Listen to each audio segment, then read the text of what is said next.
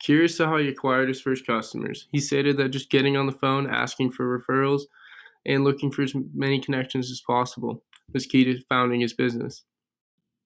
At this point, I was wondering what else he was doing to finance his business, but he stated after the first 100 grand, he would take all the profits made from his business and just reinvest them back in, so he didn't need to use any more external funding. To be this profitable in the beginning of this business, I was kind of astounded. But he said the keys to efficiency was hiring hardworking people, using technology as much as you can to limit people and costs that you would have to pay, and also having just an iron grip on business control. He stated that the most important thing was he owned always 100% of his business and he never let the shareholders tell him what to do. And he was able to hire who he wanted and fire who he wanted and have complete control of the business direction.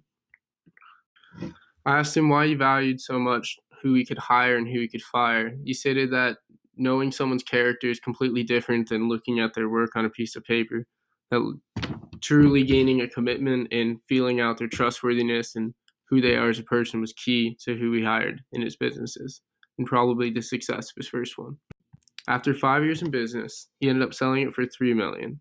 Looking back, he said the biggest mistakes he made was trusting people that were not worthy, focusing on perfection, and not being aggressive enough to negotiate on your own behalf.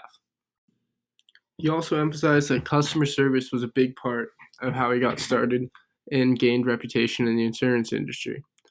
He emphasized that being forthright and doing what you say you're going to do is valued by your customers heavily, but also you need to stick to your word, and if it means getting rid of customers, he emphasized that people will respect your decisions for that more if you stick to your contracts and to your values of business.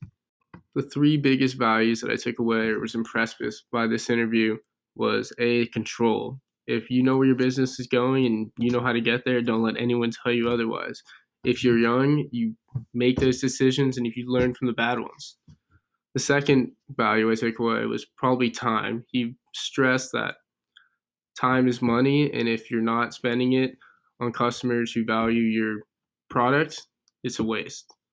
Last but not least was being aggressive. Don't sell yourself short and know your value as a business. He emphasized that even in the beginning, if he was treated people like a professional business and an established one, they would treat him the same way.